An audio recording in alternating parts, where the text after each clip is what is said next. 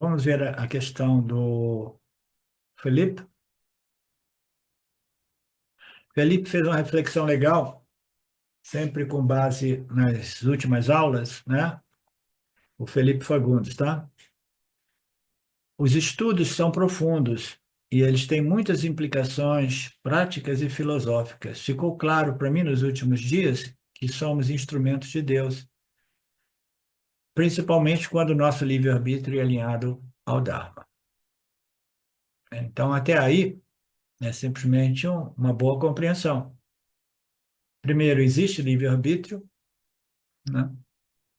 É realmente o que distingue, né, o jiva humano de uma responsabilidade enorme, que é colher os resultados das nossas escolhas. E quando nós vivemos em harmonia com Deus, nós somos instrumentos de Deus. E o nosso exercício do livre-arbítrio, ele nos conduz à elevação e o crescimento espiritual. Mas aí, muito inteligentemente, o Felipe apresenta um contra-argumento. Mas e as pessoas que são adármicas sempre em suas ações? Então, aquelas pessoas que a gente são as pessoas do mal, adármicas, violadoras, e essas pessoas, né, elas seriam ou não instrumentos de Deus? E ele diz, eles também são instrumentos no processo da justiça divina de Deus, né? Ele faz uma reflexão bacana, porque o melhor exercício do livre-arbítrio humano é fazer as nossas escolhas, todas elas fundadas na observação das leis de Deus. Então, as nossas escolhas, elas vão facilitar o processo nosso de elevação espiritual, né? Então, nós estamos fazendo as nossas escolhas com base na escolha mais fundamental que existe, que é escolher sempre, né, com base na observação do Dharma. Aí eu escolho se eu vou para a direita ou para a esquerda, mas cada uma dessas escolhas deve ser fundamentadas na escolha de seguir o Dharma, né? Então, sem dúvida alguma, é um instrumento propício para a elevação espiritual. As pessoas que violam o Dharma, as pessoas que fazem ações adármicas para todo o tempo, né?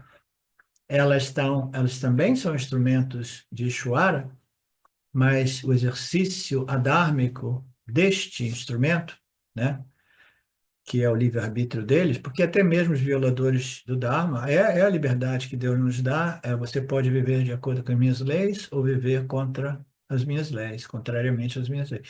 Então, o que que vai conduzir um instrumento desse? Um instrumento de Deus que decide viver em violação às leis de Deus, vai causar o declínio daqueles indivíduos. Então, isso precisa ser compreendido, né, Felipe? Falei para início, né? As pessoas que preferem viver em total violação às leis de Deus, elas sofrem um declínio e elas sofrem muito através deste declínio, tá? E não somente isso, e aqui a parte mais bacana que ele diz, é que elas também são instrumentos no processo da entrega da justiça divina. Por quê? Porque as pessoas que violam o Dharma vão causando sempre desconforto e sofrimento para as pessoas que, assim sendo, elas podem exaurir alguns papas.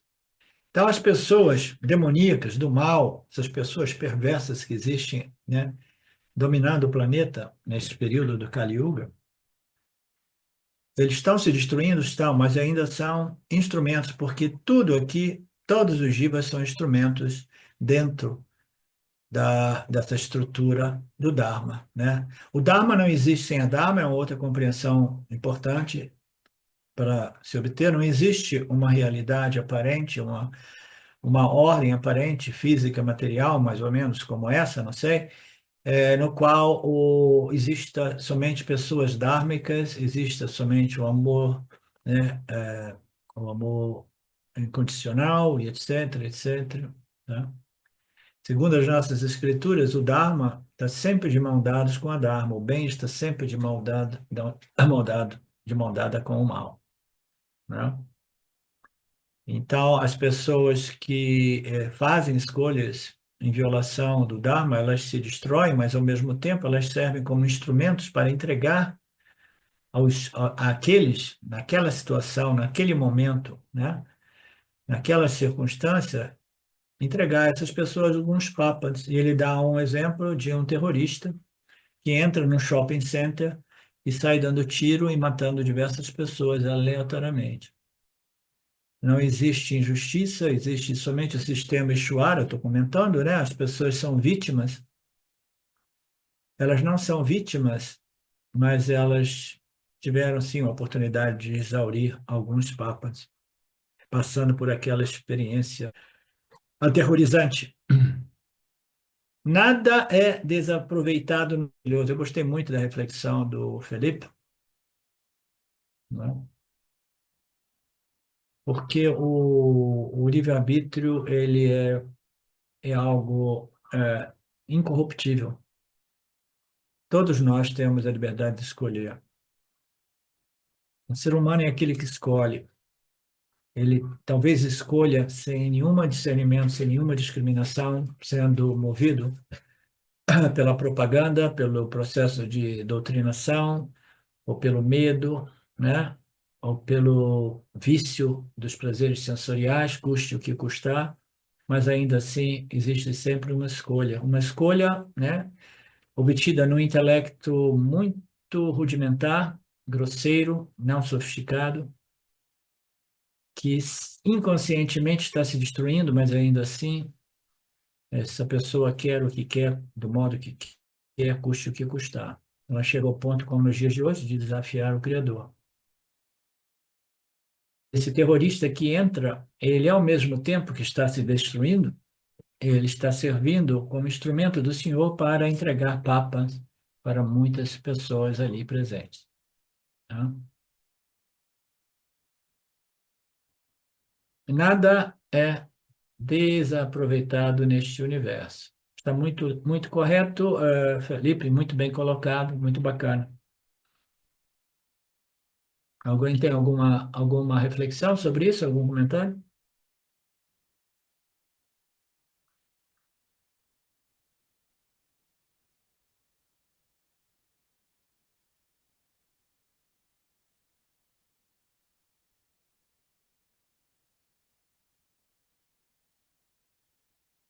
Então, o que que é o sucesso na vida? O sucesso não é simplesmente exercer o meu livre-arbítrio de modo que eu possa ser feliz, obter muito punha, né? Mas é conformar o meu livre-arbítrio, as minhas escolhas, com as leis de Deus, de modo que eu desenvolva a purificação necessária para compreender, né, Satya e Mithya e viver uma vida feliz através deste conhecimento espiritual.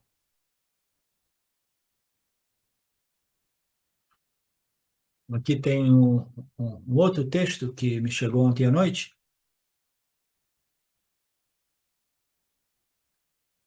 É, essa pessoa é uma pessoa que me escreve de vez em quando, tem sempre uma fragrânciazinha, né, envolvida, né, de impureza, de vaidade, de orgulho, né, muitas vezes mascarada como humildade. É, mas a linguagem, nas entrelinhas e até mesmo nas linhas, deixa claro. No meio do Vedanta é comum ouvir a frase: seu conhecimento é intelectual, apenas intelectual. Por muito tempo, essa afirmação me gerou dúvidas e reflexões. No entanto, ao investigar cuidadosamente, percebi que o único conhecimento possível é intelectual e não existe nada além de conhecimento intelectual, pois todo conhecimento ocorre no intelecto, né? Esse é um tema muito sutil, até mesmo muito filosófico. Todo conhecimento existe sim no intelecto. Aí ele escreve quase um capítulo de um livro, né, para expor todo o conhecimento dele. Fala sobre o coração, sobre o que é o coração, isso e aquilo. Ele vai esnobando um pouco de vaidade.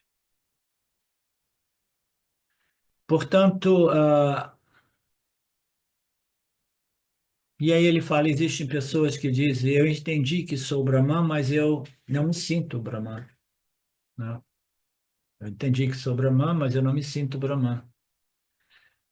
Eu entendi que eu sou a consciência livre e independente, mas eu não me sinto livre e independente. Aí ele diz, perceba que nesta reclamação muito comum de que eu não me sinto Brahman, há uma identificação com o corpo emocional e blá, blá, blá, blá, blá, blá.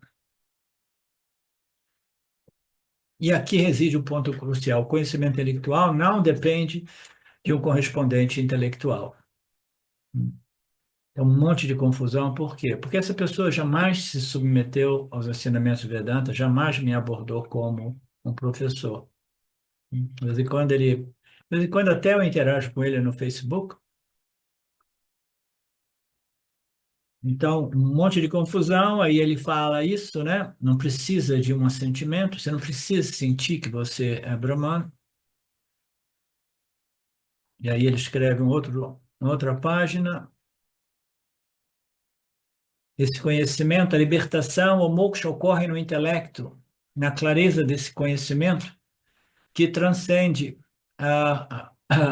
os estados emocionais e sensoriais. Além disso, ao estudar Vedanta e ter contato com este Pramana, percebo que ele revela um conhecimento direto, pois fala de mim e não de algo objetivo, um objeto de conhecimento. Ao praticar, ouvir, questionar e contemplar, noto que o conhecimento ocorre diretamente no intelecto. Então, aqui, diretamente no intelecto, né, também denota um pouco de confusão. Conhecimento é a respeito da sua real natureza, todo conhecimento ocorre no intelecto, mas o conhecimento direto, ele é dito ser direto, a parocaxiliana, porque é um conhecimento que foi devidamente internalizado, livre de obstáculos que impediram a internalização do conhecimento que se manifesta como a transformação sentimental, emocional, psicológica.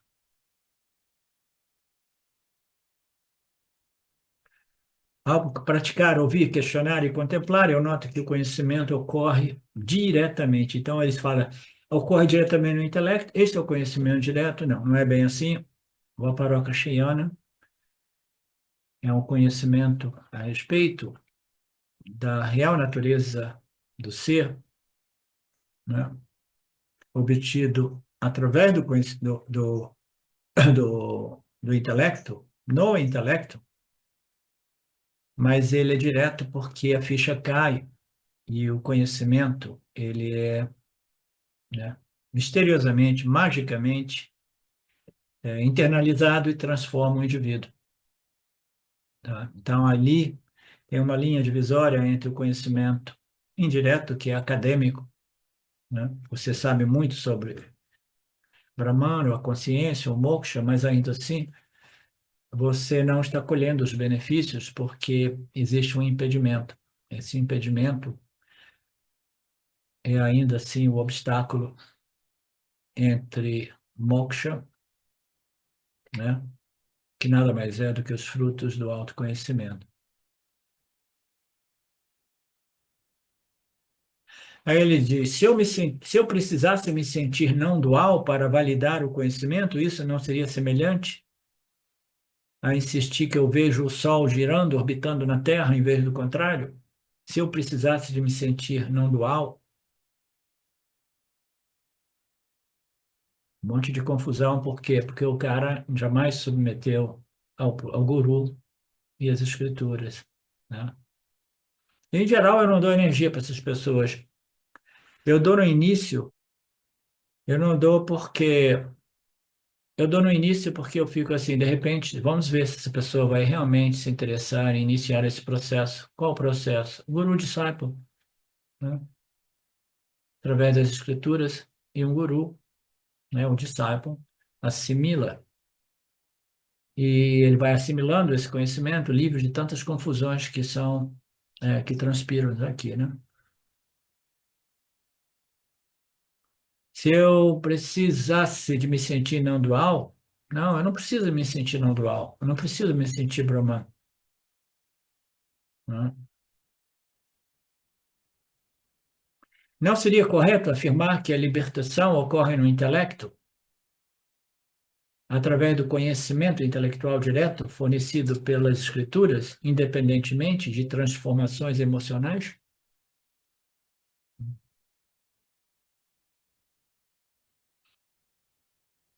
Independentemente de transformações emocionais? Por exemplo, agora eu me sinto realmente livre, né? Agora eu me sinto realmente seguro, apesar da insegurança do mundo. Não, que os sentimentos, que as emoções não, não existem, porque o que existe é o conhecimento intelectual. Então, através de uma questão que aparentemente é profunda, bonita, isso e aquilo, mais uma vez, ah, esta pessoa, uma pessoa que até eu enchi a bola dele no início, essa pessoa, mais uma vez, demonstra a minha suspeita de que o conhecimento dele é não somente confuso, mas é indireto ou acadêmico.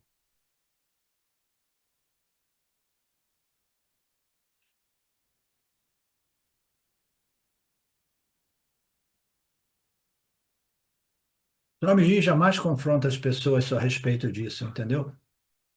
Mas na Shimaya Mission, quando eu entrei em contato com o Vedanta, eu explorei um pouco os gurus lá da Shimaya Mission. Tinha a Swamini, uma guru, uma mulher, e ela tinha uma personalidade forte. E eu lembro dela uma vez dizendo publicamente, né, diante da pessoa que estava querendo esnobar conhecimento, disse, seu conhecimento é acadêmico, é simplesmente teórico. Isso não vai te ajudar. Isso aí é conhecimento teórico, eu conheço você. Publicamente. Então depende do caráter do professor. O Swami, eu não lembro de jamais ter ouvido ele colocar isso, né? Mas algumas pessoas precisam de levar uma martelada de vez em quando. O Papadi dava umas marteladas de vez em quando, brabas, algumas assim que as pessoas quase choravam, né?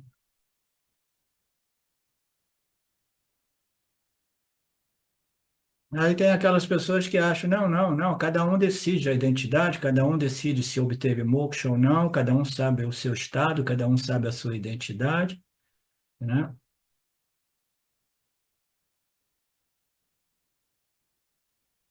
Tudo bem. Então é isso, meus queridos.